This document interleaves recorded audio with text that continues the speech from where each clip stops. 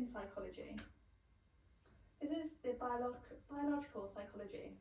It looks into the behaviour and mental disorders that can result in psychological disorders. It investigates the influence of genetics, transmitters, and the brain structure. According to the biological psychological perspective, a person's genetics is the cause of one's behaviour. Example is the fight, flight, or freeze behaviour, which is very well known. The key features are biological determinism. The process of behaviours have genetic influence. Evolutionary adaptation. Behaviours have adapted in order to increase the survival and reproduction passed on in genes. Genetic influence. Intelligence, personality, and some disorders are inherited and studied through the family studies. Comparative approach. The experiment of animals showing the similarities between human and animals. Scientific methodology. The use of brain imaging in controlled experiments to study psychological wonders. This is how they got the different parts of the lobes. The methodology used for lab experiments, correlation studies, twin studies, naturalist observation, cross-cultural research, and brain scans. Cognitive psychology. This looks into the mental process and how we think. This includes memory, perception, recall, and forgetting. These are classed as unobservable, such as problem solving, memory, decision making, and reasoning. It works with selective attention and perception. It became prominent in the 1950s that was focused on the following important factors. These factors that disproved influence on behavioural approach. This was the view that it was internal mental process rather than observational behaviours. Improved experimental methods that allow scientists to study internal mental processes and the rise of IA, artificial intelligence, and the computer technology enabled the ability to analyse framework for the understanding of human connection. This shifted the view of behaviourism to cognitive. The methods were controlled experiments, neuroimaging, case studies, behavioural measures, and behavioural measures such as reaction of time. Behaviourism. This is the assumptions they have. It was John Watson in 1913 that summarised between behavioural approach. The assumptions were: it examines behaviours that can be observed and measured. The nurture approach, interaction with the environment with primary acquired of our behaviour. The experiments were conducted in a lab controlled in line with objective scientific approach to psychology. Animal experiments can be extended to humans due to them having comparable learning patterns. The strengths are: due to experiments being all in labs controlled, it has high scientific credibility, which then reduces bias judgment and reducing the external variables. It's proven to be useful psychological treatment with the use of classical and operant conditions. Classic conditioning is an example of this. This is used to treat phobias. The use of animals in research, such as Skinner's rat and Pavlov's dogs, allowed critical discoveries to be made regarding behaviour. The limitations of behaviourism is that it can be argued that behaviourism approach can be deterministic due to it believed that human behaviour is not influenced by the cognitive thought processes. This contradicts the cognitive approach in that it argues the opposite views of the internal mental process affecting behaviour. Due to it not accounting for internal cognitive processes, it can be critical as reductionist. It is argued against the cognitive approach that it also disregards biological factors and the fact that it doesn't explain performance and learner behaviour. It shows that neurotransmitters, serotonin at low levels, can affect depression, obsessive compulsive disorders, and other mental health conditions. Cognitive psychology. These are the assumptions. So it's study numerically can be used for internal mental process. The mind and computer works in similar ways. Behaviour is caused by internal mental processes. Schemas can can have an impact on internal mental process, information processes, input and storage, and retrieving data causes individual to function. The strength is that it has real life applications such as CBT for mental health issues. It can be replicated and peer reviewed, and it can scientifically tested with clear predictions. It allows the outcomes to be variable due to replication being available. It allows us to understand the internal process due to practical applications. It was back in 1967 that depression was caused by negative schemas in the relation of the world and the future. This wouldn't be possible without the cognitive psychology, due to allow scientists to gain a deeper insight regarding this. The limitations are in all biology that experiments are low ecologically and it cannot be observed studying unobservable internal behaviour. The environments the participants were involved in are artificial, so oversimplifies behaviours such as schizophrenia and bipolar. The impact of these emotions and feelings of behaviour are reduced due to use of human activity to computers levels. In 1908, it was founded that anxiety had an impact on how understanding environments, according to Yertz and Dodson. Psychoanalysis and psychedemic psychology. These are the assumptions, so childhood experiences affect adult behaviour and feelings. Childhood behaviour can be caused by the unconscious mind. Behaviour as an underlying cause, a person's unconscious can struggle against with each other. An adult's personality can have contributed to internal process and the external environment. The strengths are that childhood experiences and adult characteristics are worldwide accepted due to Freud's relation in his research. Freudian's psychoanalysis is still used to this day in contemporary use. It shows that past experience in childhood plays a crucial part in how people act and feel throughout their lives. It assumes that most of the mental life is unconscious. The limitations, even though that Freud highlights the importance of unconscious mind in terms of behaviour, it does not consider scientific. This is due to the explorers of many different theories that cannot be tested and only be replicated on subject interpretation. This means that people can have different views from the same results, not making it reliable. You can have two different people looking at the same research and have two very different outcomes of their evaluation. Biological psychology. The assumptions are behaviours and traits are inherited from the parents, handed down from generation to generation. Behaviour is determined by genes. The function of the brain is localised. Behaviour is neurochemical. The enhancement of technology is biopsychological. In human biology is how assumptions are made. The strengths are the brain scan and other technology can provide biological and objective evidence. Due to the accumulation of scientific evidence, it can research be reliable and valid. The limitations are it ignores environmental and cognitive processes. External factors can affect our behaviour, not allowing biological treatments to be sufficient solely on their own. It discusses whether the fact that people have ability to free will and not being accountable for their actions if genetics was responsible for the behaviour of the individual. It doesn't count individuals' differences that people have. Social psychology. So assumptions are people, our behaviours and thought process are inspired over people and the environment. In social context, an absence of it causes human behaviour. Behaviourism and thought process influence our relationship with others. The strengths are they can be easily applied to real world interactions and relationships due to exploring how people feel, think and act in social situations. It allows you to understand social interaction and group behaviours, conflict resolution and cooperation. Enables hypothesis testing to be rigorous due to controlled experiment on study case-in-case effect relationships. Enables people understanding of cultural differences and cross-cultural understanding. The limitations that are concerned if participants not fully aware of the experiment and given full consent, raising concerns that it is ethical.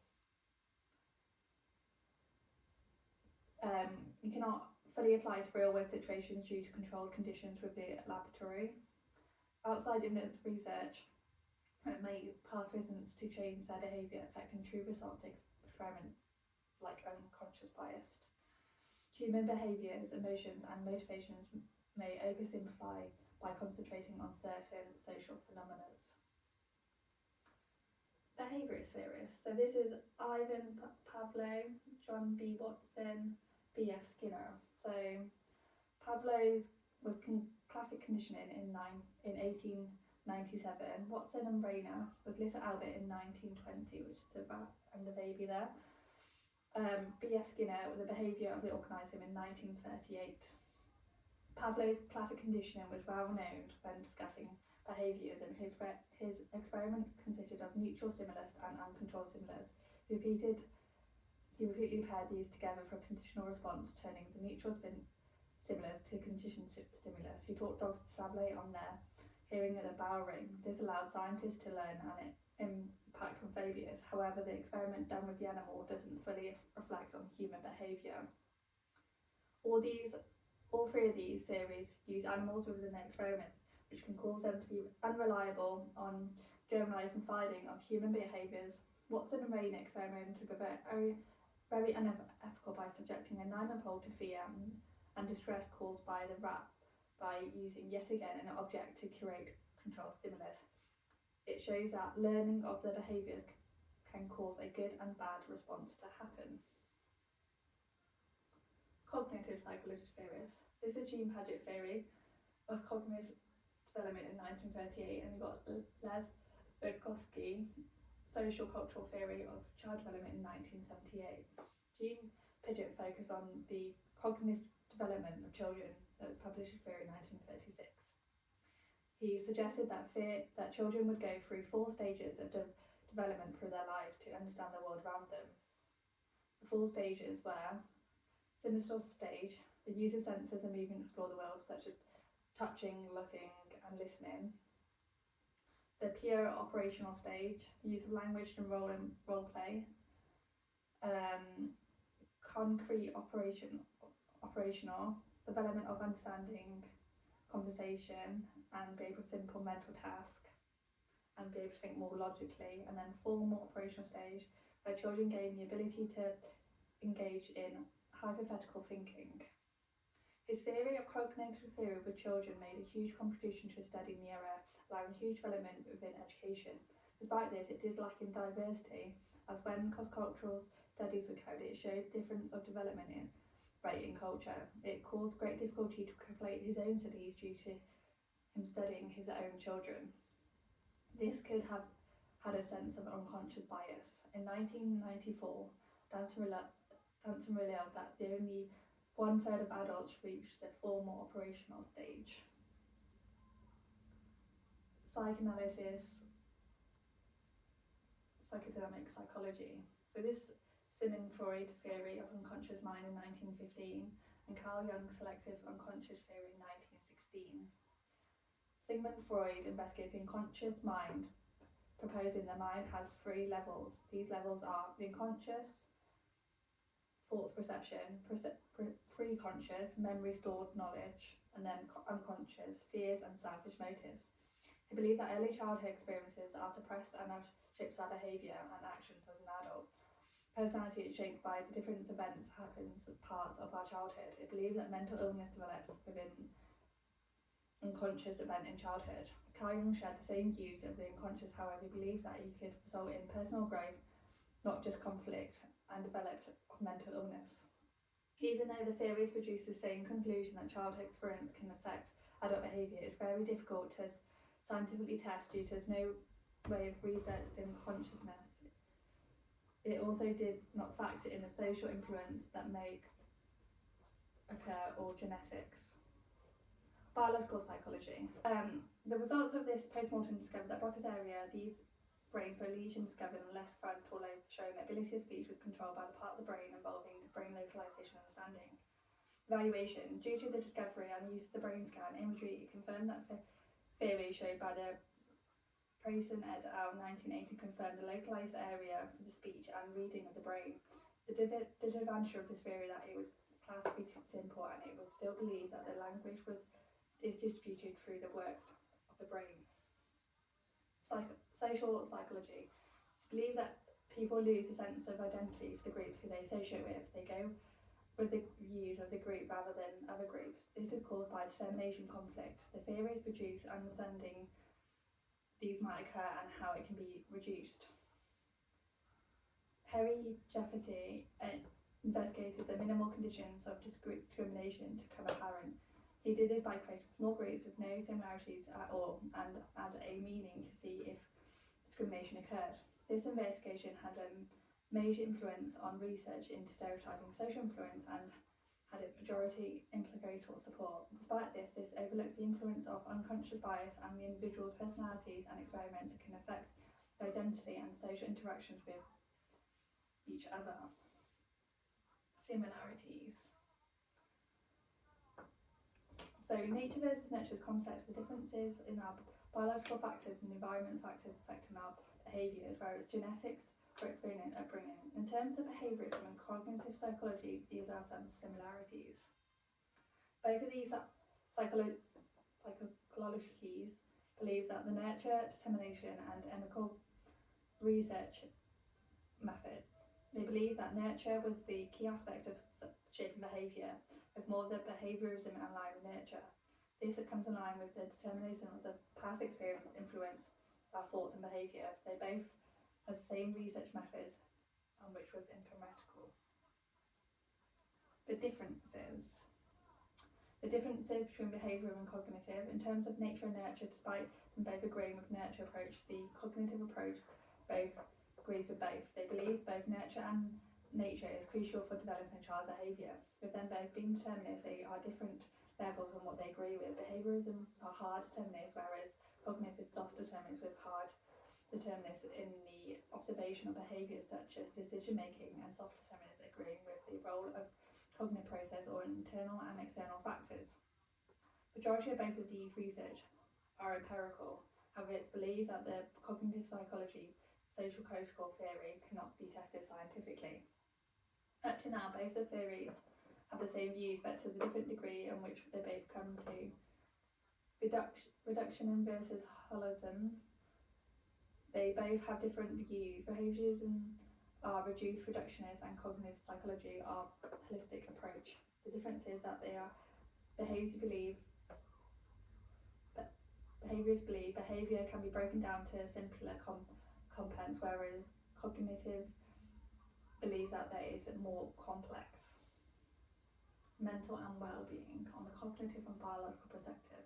In terms of cognitive perspective, views on health and well-being in CBT. This is cognitive behavioural therapy that started in 1960. It's used to treat anxiety, depression, PTSD, and it lasts 5 to 20 sessions. It's highly effective in treating depression and it can complete in a short amount of time, and it's structured very well. Despite it being completed in a short amount of time, sessions can be very time consuming and structured, not suited everyone.